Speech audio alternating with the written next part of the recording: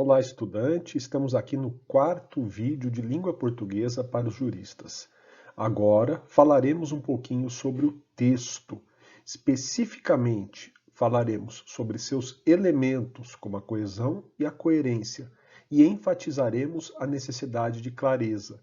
Também trataremos da intertextualidade. Para finalizar, apresentaremos alguns tipos de textos especificamente jurídicos.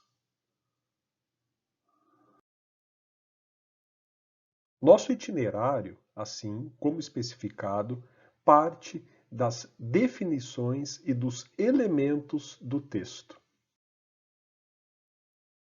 É interessante notar que, etimologicamente, a raiz da palavra texto está no verbo tecer. O texto, portanto, é aquilo o que foi tecido. É a ideia de entrelaçamento de fios. O texto é um tecido. O texto é um entrelaçamento de palavras que ganham um sentido.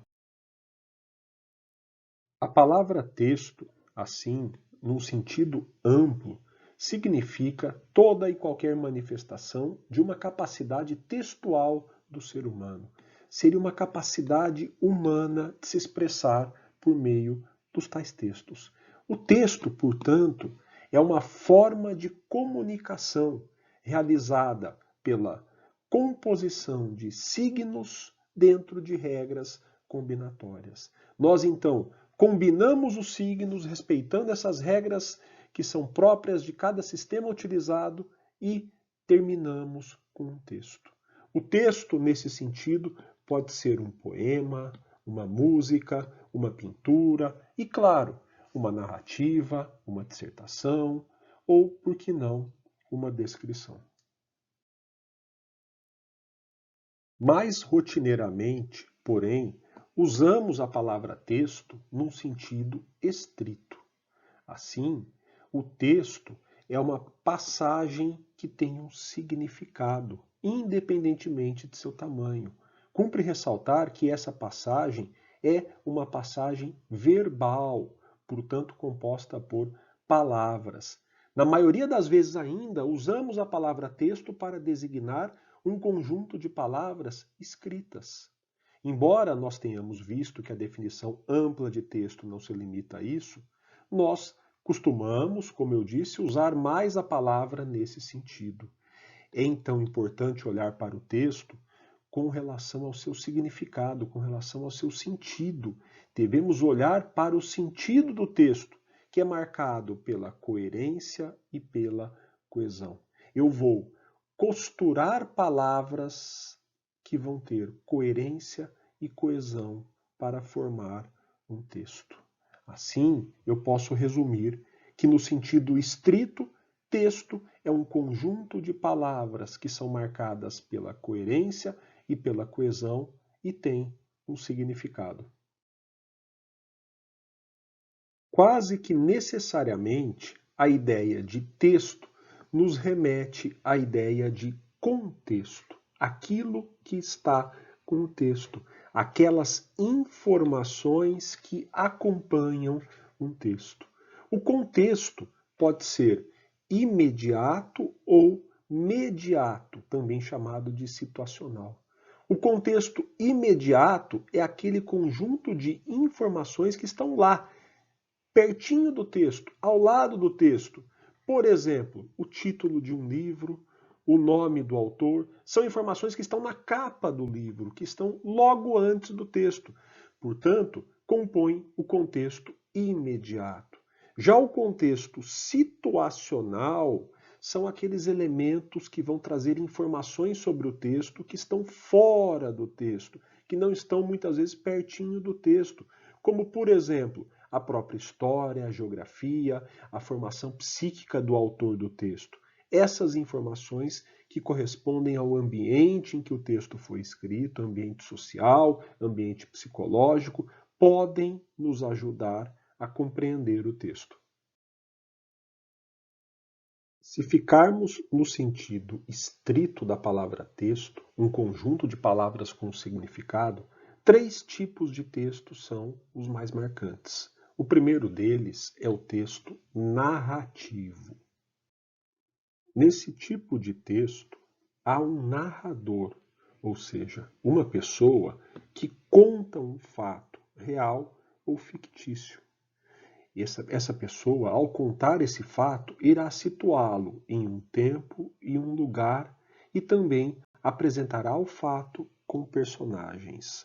Portanto, o texto narrativo é marcado pela presença de um fato, de personagens, de um lugar, um tempo, um modo como as ações ocorrem, como o fato se desenvolve e também muitas vezes de uma causa.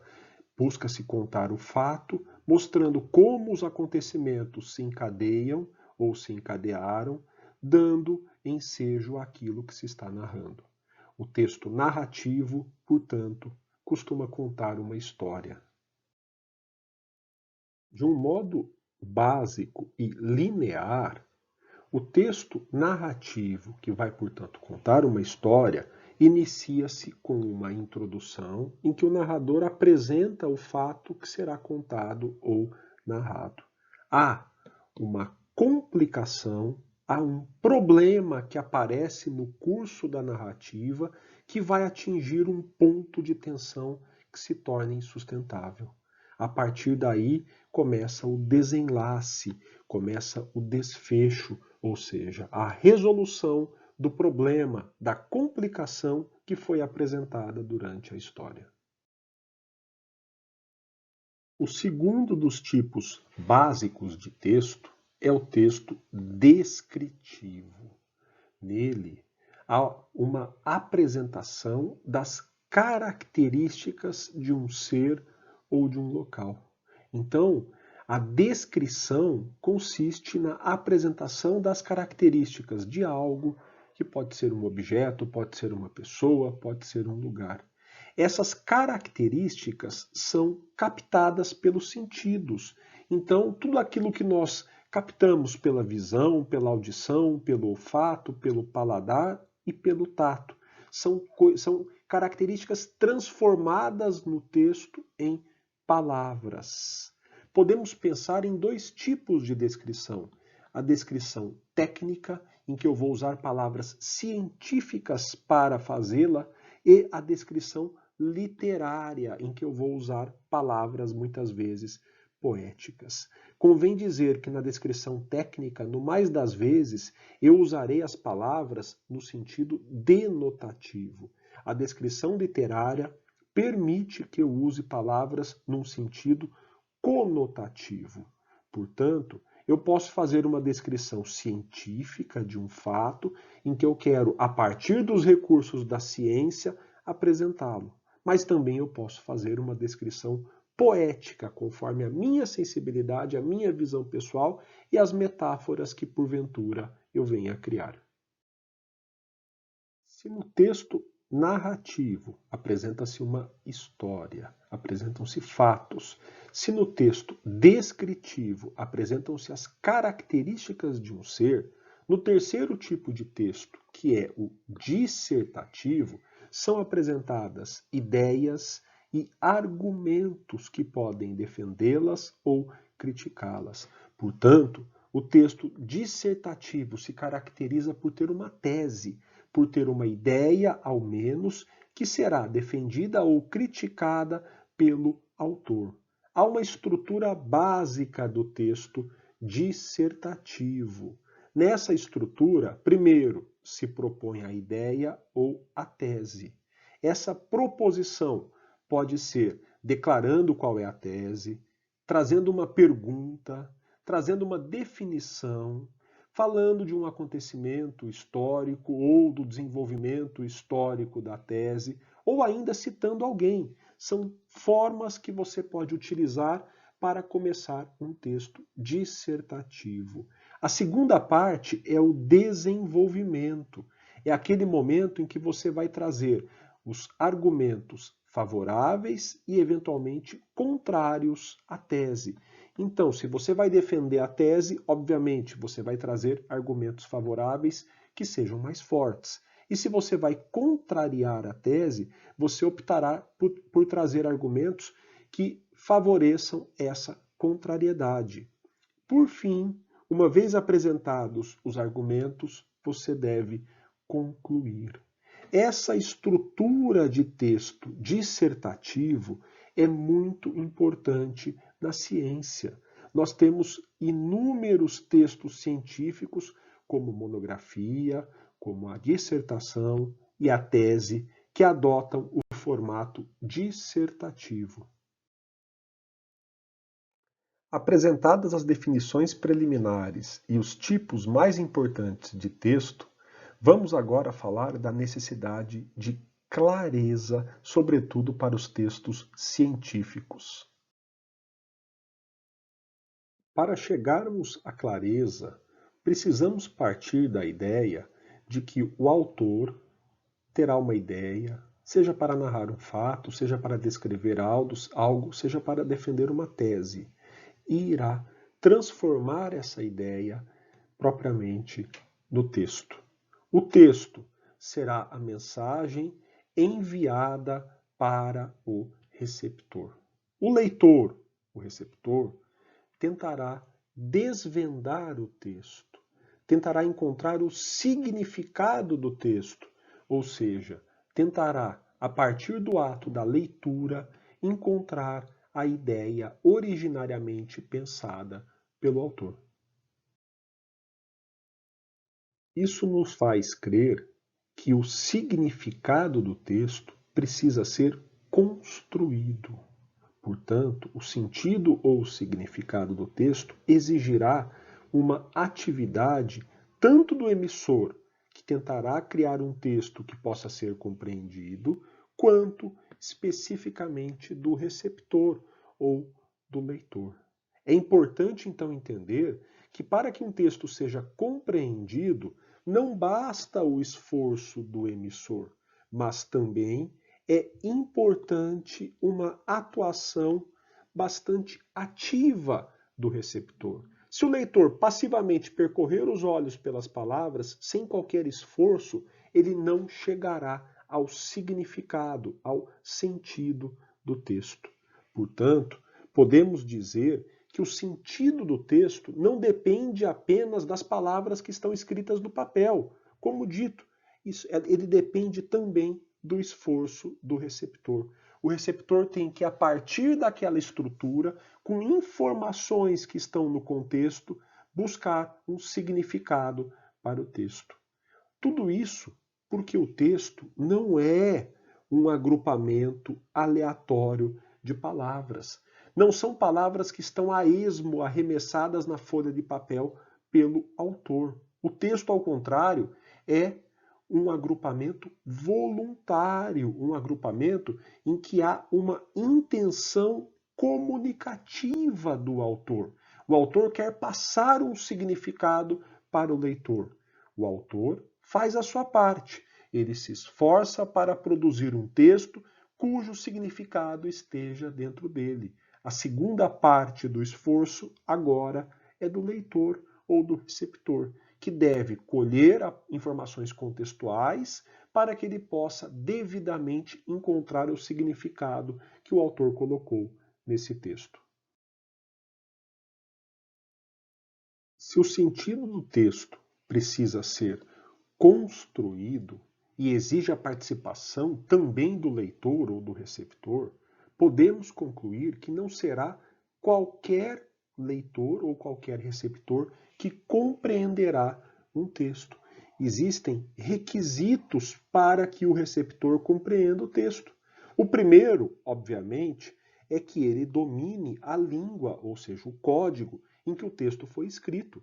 Se o texto foi escrito numa língua estrangeira que o leitor não conhece, não haverá como ele chegar ao significado do texto, como ele interpretar o texto.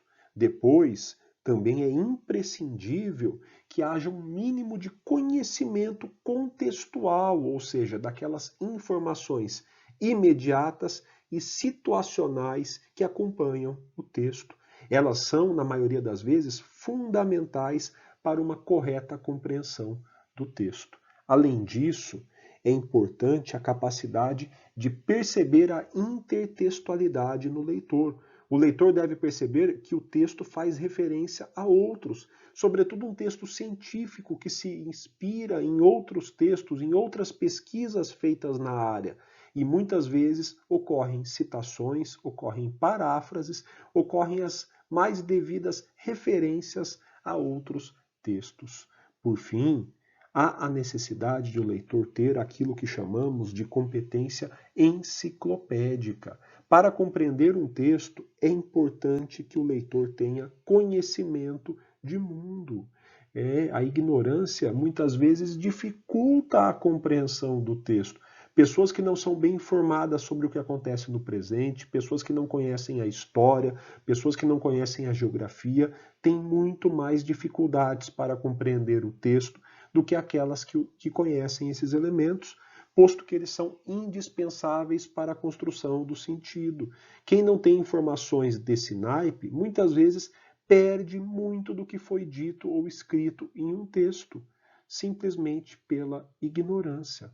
Portanto, como eu disse, o leitor, para que possa compreender um texto e construir o seu significado, deve ter as competências que estão elencadas aí para vocês. Do ponto de vista do receptor, portanto, salientei que há necessidade de ter uma mínima competência para conseguir ler um texto, para conseguir encontrar o significado do texto. Do ponto de vista do autor, sobretudo se nós estivermos diante de um texto científico em que a comunicação é fundamental, deve-se buscar a clareza. O grande objetivo de um autor num texto científico é que esse texto seja claro. Quando eu digo isso, eu me refiro ao estudante que está fazendo uma prova. Quando o estudante está fazendo uma prova e quer transmitir a resposta da prova para o professor, ele deve, sem sombra de dúvidas, buscar ser claro, para que o professor possa entender o que ele quis dizer e corrigir adequadamente a prova. Da mesma forma, quando um advogado ou uma advogada estiverem fazendo a petição inicial, eles devem buscar a clareza. Eles devem buscar transmitir as informações de modo claro para que o juiz as compreenda e seja justo ao julgar o seu cliente. E o que significa ser claro? Podemos sintetizar a clareza como evitar obscuridade e ambiguidade. O texto obscuro é o texto confuso. Ele não concatena as ideias. As ideias não têm sentido, elas estão jogadas, estão arremessadas. Você não consegue encontrar um significado porque uma parte do texto, digamos assim, não conversa com a outra. Um exemplo aí: Brasil, país do futuro, tem carnaval. O direito civil deriva da Constituição Federal. Ninguém suporta os erros do próximo. Ora, essas três frases não estão concatenadas, não há um eixo de ideias, de sentido, de significado que amarre essas frases. Portanto, esse trecho não é um texto. Ele é tão obscuro que nós sequer podemos chamá-lo de texto. Também o texto não pode ser ambíguo. O texto ambíguo é aquele que dá espaço a dois significados ao mesmo tempo, ao chamado duplo sentido. O texto ambíguo gera dúvidas e eu não consigo chegar ao seu significado, posto que eu não sei qual dos significados dos dois sentidos foi o pretendido pelo autor. Exemplo: proibido entrar na loja de sandálias. Esse texto não é confuso, não é obscuro. Está muito claro que é proibido entrar na loja de sandálias. O problema é, eu não posso entrar calçando as sandálias na loja ou eu não posso entrar na loja que vende sandálias. Sem o contexto, eu não conseguirei eliminar a ambiguidade desse texto. Portanto, se eu souber que o leitor não terá acesso ao contexto, eu não posso escrever da forma que está escrita aí. Ou, encontrei o José, irmão da Maria, que estudou comigo. Quem estudou comigo? José ou Maria? De novo, se eu não tiver informações do contexto, eu não poderei escrever dessa forma. Se o leitor não tiver informações do contexto, melhor dizendo, eu não poderei escrever dessa forma. Portanto, este segundo texto é também ambíguo, dá espaço ao duplo sentido. O texto claro é aquele que elimina obscuridades e ambiguidades. Isso depende do autor. Agora estamos diante do grande esforço do autor, a clareza. Já que estamos falando da língua portuguesa, pensando nos juristas, é muito relevante citar a Lei Complementar 95 de 1998. Falarei dela no final do vídeo, mas agora quero antecipar o artigo 11. Ele traz regras para que nós possamos obter clareza nos textos legislativos. A Lei Complementar 95 de 98 é a lei que diz como as leis devem ser feitas. No primeiro inciso do artigo 11 estão elencadas as regras sugeridas para que nós tenhamos um texto claro. Ainda que ele se refira às leis, podemos mencionar esse primeiro inciso para textos em geral. São boas regras para qualquer tipo de texto, mas insisto, elas foram escritas pensando-se nas leis, num dos tipos de textos jurídicos. Então, para obter a clareza, devemos usar palavras e expressões no sentido comum. Então, devemos evitar usar palavras que não sejam no sentido denotativo e devemos evitar palavras difíceis. Também devemos usar frases curtas e concisas, evitar excesso de adjetivos, ser um pouquinho mais objetivo. Ainda, construir no máximo possível orações em ordem direta. O que é a ordem direta? Sujeito, verbo e complemento. Ou sujeito, verbo e característica. Ainda, devemos buscar a uniformidade do tempo verbal. O que significa? Não devemos misturar passado, presente e futuro se o texto não pedir isso. Claro que eu posso usar o passado para descrever o passado, o presente para descrever o presente e o futuro para prever o futuro num texto narrativo. Mas, numa lei ou num texto científico, eu tenho que tomar muito cuidado para não ficar variando, falando no presente, depois no passado, depois no futuro, sem necessidade. Por fim, eu devo usar a pontuação de forma judiciosa. Isso está ligado também às frases curtas e concisas. Se eu tentar escrever frases com sujeito, verbo e complemento, poucos adjetivos, eu terei poucas vírgulas. Não há necessidade de ficar escrevendo frases grandes, cheias de vírgula, que vão dar muito espaço para quê? Para a ambiguidade. E, quem sabe, também para a obscuridade.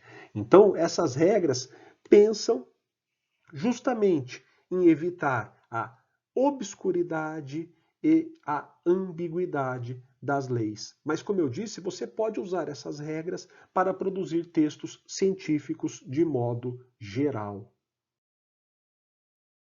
Ao compor o texto, o autor, sobretudo se esse texto for científico, busca a clareza. A clareza facilita ao receptor, ao leitor, a decodificação, a identificação do significado do texto. Quando o autor vai escrever um texto, vai compor esse texto, ele precisa observar dois elementos, a coesão e a coerência. Falemos primeiro da coesão. Lembrando que a palavra texto etimologicamente significa tecido, nós devemos considerar que as palavras sejam os fios que devem ser entrelaçados. Portanto, quando compomos um texto, nós precisamos ligar as palavras e, sobretudo, as frases que compõem esse texto.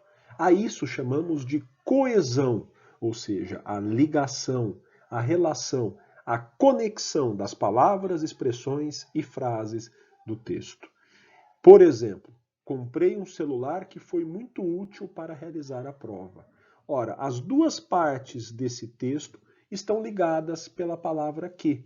Comprei um celular, o qual, o que? Se refere ao termo anterior para dar andamento ao texto. Ele faz a coesão do texto.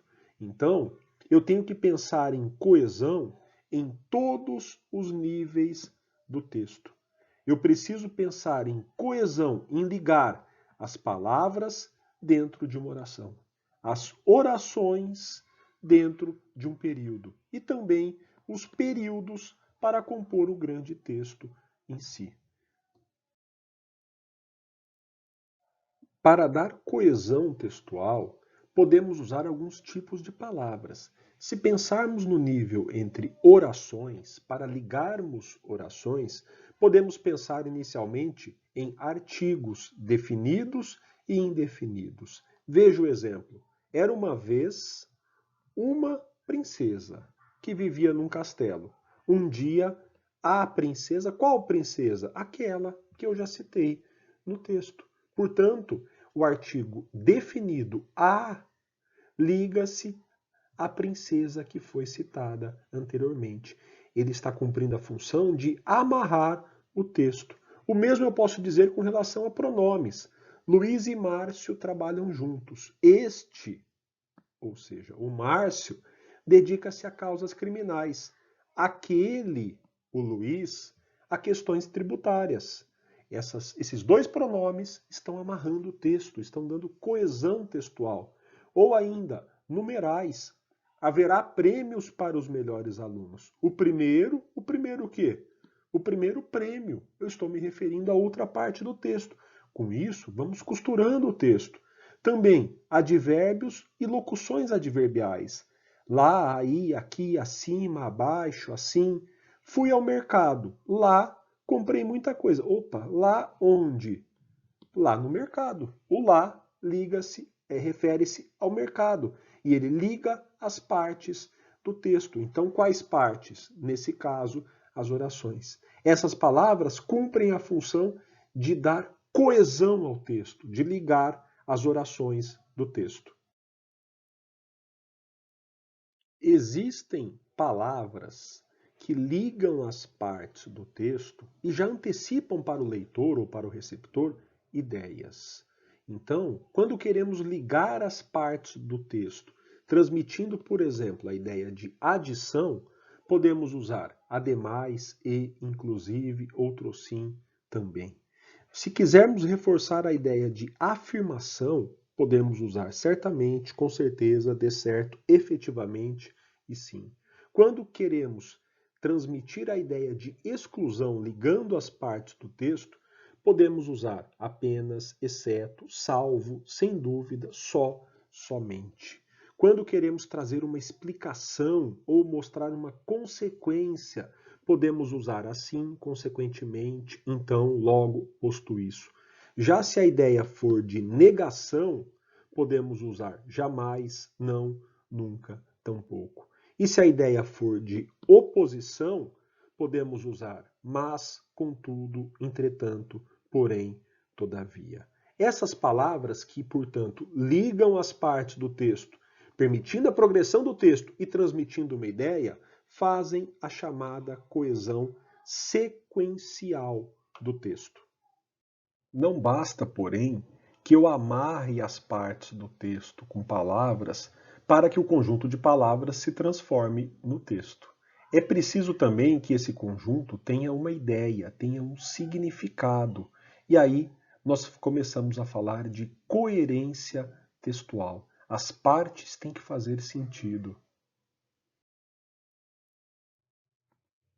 Ao falarmos assim de coerência textual, estamos falando da capacidade de o texto comunicar alguma coisa, da capacidade de o texto comunicar um significado. Para que o texto consiga comunicar esse significado, ele tem que ser coerente, ele tem que apresentar alguns elementos de coerência. Quais são esses elementos? Primeiro, o texto não pode ser contraditório. Eu não posso apresentar uma ideia ou uma fala que logo em seguida é desmentida por outro, não vai fazer sentido. E o pior acontece quando, por exemplo, na resposta de uma prova ou numa petição inicial, O autor do texto, o estudante ou o advogado, apresenta uma ideia e involuntariamente, na sequência, contradiz essa ideia. Isso tira a coerência do texto. Além disso, não pode haver a tautologia. Eu não posso ficar repetindo sempre as mesmas ideias, posto que isso vai tirar a coerência do texto, ele vai deixar de fazer sentido. Você está falando só a mesma coisa e não está desenvolvendo o seu texto. Também o texto tem que ter as suas ideias apresentadas com relevância. As ideias têm que estar relacionadas ao tema. Eu não posso falar de uma coisa, depois de outra e depois de outra. Eu não compus um texto. Ainda que eu amarre as partes, não haverá coerência, não haverá um significado que eu quis transmitir. Por fim, é preciso haver uma sequência, um encadeamento. E aqui a coesão é fundamental. Então eu tenho que colocar as ideias em ordem e amarrar as partes do texto. Perceba, a coesão e a coerência se interrelacionam e uma leva à outra. O texto será coerente se ele não possuir contradições, não possuir tautologias, se as ideias apresentadas forem relevantes e se houver uma sequência, um encadeamento lógico nas ideias. É muito difícil olhar para um texto e dizer de modo objetivo se ele é coerente ou incoerente. Porque todo texto está acompanhado do contexto. Então, existem informações que podem transformar um texto coerente em incoerente e vice-versa. Um texto que, num primeiro momento, não faz o menor sentido, não tem a menor lógica, quando colocado em um contexto, passa a ter. Portanto, eu preciso olhar para os comunicadores. São os comunicadores que poderão responder se houve ou não coerência. O receptor, quando ouve ou lê um texto e percebe o contexto em que ele foi escrito, consegue muitas vezes desvendar aquilo o que o emissor quis dizer nesse texto. Antes de falarmos um pouquinho sobre os textos jurídicos, convém destacarmos a questão da intertextualidade. A intertextualidade, muito comum na ciência, é uma relação entre textos. É aquela situação em que eu encontro um texto dentro de outro. Eu encontro uma parte de um texto, uma referência a um texto em outro texto. Quero aqui citar 4 tipos de intertextualidade. O primeiro desses tipos é a paráfrase. A paráfrase é o uso de um texto em outro texto com as palavras do autor do segundo texto. Por exemplo, eu escrevo uma petição inicial e eu parafraseio a lei, ou seja, eu reescrevo o artigo da lei com as minhas próprias palavras. Não se trata, portanto, da citação literal, mas de uma transcrição com modificações. Então é a chamada citação indireta. A paráfrase é quando eu faço referência com as minhas palavras a outro texto. Também devo citar a transcrição. A transcrição literal é a citação direta. Quando eu faço um texto e eu simplesmente copio parte de um outro texto, obviamente, entre aspas, e citando a fonte, eu estou fazendo uma transcrição literal ou uma citação direta. Se lá na minha petição inicial, ao invés de reescrever o artigo da lei com as minhas palavras, eu simplesmente copiar o artigo da lei, eu estarei fazendo uma citação direta. Eu estarei fazendo uma transcrição literal. Outro tipo muito famoso e usado de intertextualidade é o resumo. O resumo é aquela situação em que eu condenso as ideias de um texto. Eu, então, como o nome diz, resumo o texto. Eu quero ser claro e objetivo. Eu não trago no resumo muitas opiniões ou a minha visão a respeito do texto. Eu apenas tento dizer de modo rápido, condensado, o que o próprio autor do texto quis dizer. Diferente do resumo é a resenha. A resenha é o resumo com um toque crítico. Quando eu resumo um texto e ao mesmo tempo coloco a minha opinião a respeito desse texto, eu estou fazendo a resenha. Portanto, a resenha é a soma do resumo, da condensação, com a opinião de quem faz a resenha. No primeiro exemplo de resumo, eu posso citar a pessoa que assiste a um filme e simplesmente escreve do que trata o filme. A resenha é aquela situação em que a pessoa assiste a um filme e ela não se limita a dizer do que trata o filme, mas classifica o filme como bom, ruim, dando eventualmente uma rápida justificativa. Portanto, paráfrase, transcrição, resumo e resenha são tipos muito comuns de intertextualidade. Já que o nosso curso é de português jurídico, convém que eu fale um pouquinho a respeito dos textos que compõem a linguagem jurídica. Só lembrando, a linguagem jurídica é composta por palavras e por textos próprios do direito. Genericamente, eu posso pensar em três grandes tipos de textos jurídicos. Eu posso pensar em textos jurídicos que possuem regras ou normas. Por exemplo, a lei, que é composta por vários artigos e quase todos contêm regras. Ou o contrato, que é composto por várias cláusulas e quase todas contêm regras. Também posso pensar, então, além das normas, em textos jurídicos que formulam pedidos. Cito aqui a petição inicial e a contestação, que compõem os processos, assim como eu poderia citar os recursos. Ora, todos esses textos têm em comum que eles formulam pedidos para um julgador. E ainda há textos jurídicos que são decisões. A partir dos pedidos formulados, o julgador decide. Ele, então, comunica a sua decisão no texto jurídico. Um dos mais comuns é a sentença.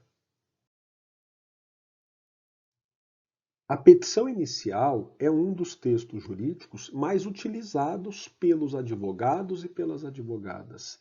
Ele está regulamentado nas causas do processo civil no artigo 319 do CPC. Ora, pelo 319, entre outras coisas, a petição inicial tem que apresentar os fatos que levaram à violação dos direitos. Também o fundamento jurídico do pedido, que também tem que estar apresentado, que se irá formular. Portanto, há três partes principais de uma petição inicial. A primeira parte é aquela em que dois tipos de textos serão usados predominantemente pelos advogados e advogadas que fizerem a petição. O texto narrativo e o texto descritivo. Haverá fatos que devem ser narrados e descritos. No segundo momento da petição inicial, o texto apresentado vai se tornar, além de descritivo, também dissertativo. Os advogados e advogadas terão que trazer a fundamentação jurídica, então eles vão citar normas jurídicas e as interpretações dessas normas. O primeiro papel aí dos advogados e advogadas é descrever as normas jurídicas que serão utilizadas para a defesa do seu cliente. E aí, num segundo momento, a partir da descrição das normas, é preciso trazer argumentos que convençam o juiz ou a juíza.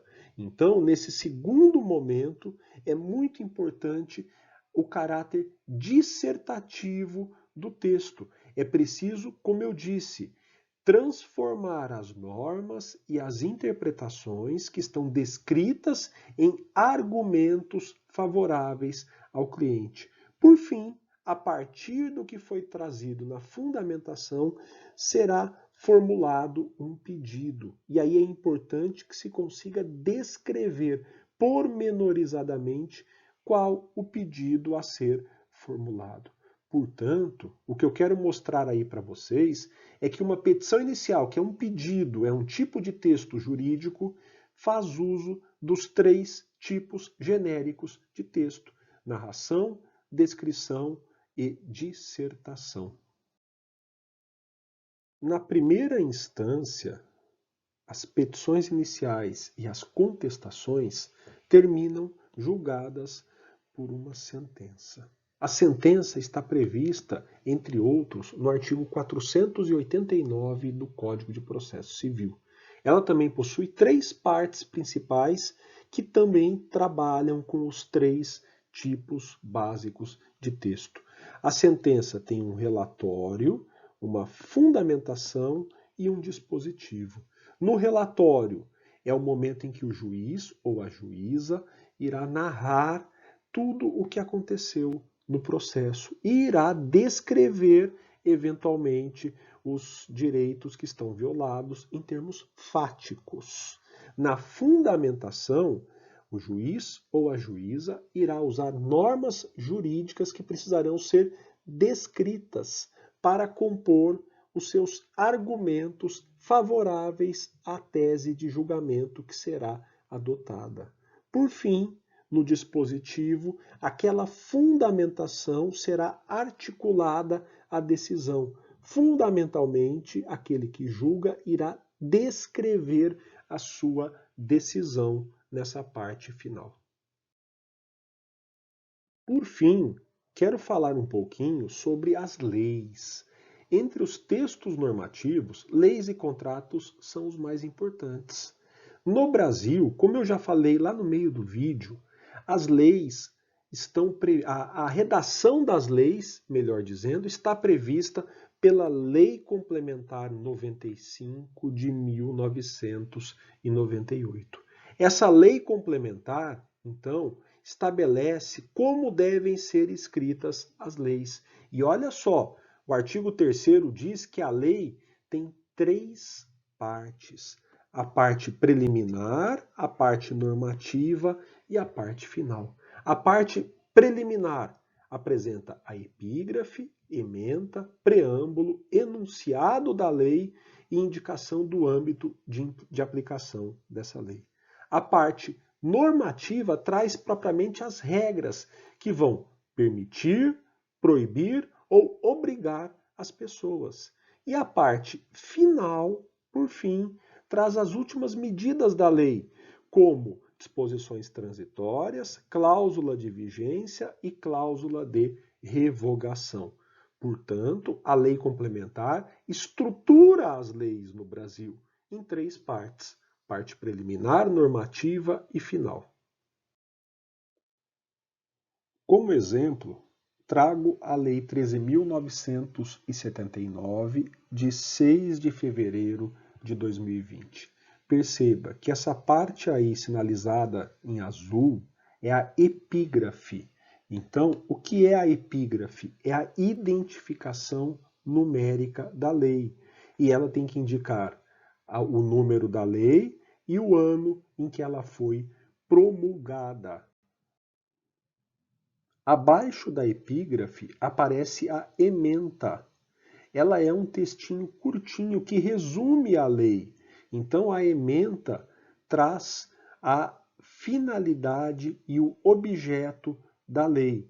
Então, dispõe sobre as medidas para enfrentamento da emergência de saúde pública de importância internacional decorrente do coronavírus, responsável pelo surto de 2019. É isso o que a Lei 13.979 faz. Em seguida, aparece o preâmbulo. O preâmbulo é a indicação de quem criou a lei, de quem decretou a lei e de quem mandou publicar. Então, o Congresso Nacional decretou e o presidente mandou publicar a lei. Conforme o artigo 7º da Lei Complementar 95 de 98, o artigo 1º da lei, que é o final da parte preliminar, deve indicar o objeto da lei. Portanto, se uma lei trouxer no seu artigo 1º comandos, ela estará violando a Lei Complementar 95 de 98. Corretamente, a Lei 13.979, em seu artigo 1º, diz do que ela trata. Ela, então, vai dispor sobre medidas que poderão ser adotadas para enfrentamento da emergência de saúde pública. Estamos aí delimitando corretamente o objeto da lei. A primeira parte da lei é a parte preliminar e, como eu disse, se encerrou então no artigo 1º no meu exemplo. Em seguida, aparece a parte normativa, as regras que dizem o que é permitido, proibido e obrigatório. Essa parte normativa está regulamentada no artigo 10 da Lei Complementar 95. E ele diz que a unidade básica da lei é o artigo. Então, a lei está estruturada em artigos. O artigo é numerado ordinalmente até o 9º e cardinalmente do 10 em diante. Então, artigo 1º a 9º, depois artigo 10 e, em seguida, números cardinais, 11, 12, 13 e assim sucessivamente. O artigo se desdobra em parágrafos, em incisos, em alíneas e itens. Neste caso, eu trouxe um exemplo em que há artigo, parágrafo, inciso e alínea. Perceba que o parágrafo é numerado igualzinho ao artigo, com uma ressalva. Se houver um único parágrafo dentro do artigo, eu vou chamá-lo de parágrafo único. O inciso é numerado com caracteres romanos, a alínea é numerada por letras e os itens por algarismos arábicos. Portanto, esta é a estrutura básica da lei. Artigos, parágrafos, incisos, alíneas e itens. A última parte da lei é a parte final e ela pode ter medidas necessárias para a implementação da lei, disposições transitórias, cláusula de vigência e cláusula de revogação. Neste meu exemplo da lei que trata da epidemia do coronavírus, o artigo 7º traz uma medida necessária para a implementação da norma, que é o Ministério da Saúde editará atos necessários à regulamentação e operacionalização da lei. Por fim, a lei tem que indicar o início de sua vigência e, se ela não indicar o término, ela será uma lei que será vigente até que outra a revogue. No caso do meu exemplo, existe o início da vigência, que é a data da publicação, e também a previsão de término. A lei vai ser vigente enquanto durar a epidemia. E nós temos aí isso previsto no artigo 8º do meu exemplo. Portanto, com isso, eu espero ter apresentado para vocês os pontos principais do texto e ainda alguns exemplos de textos jurídicos.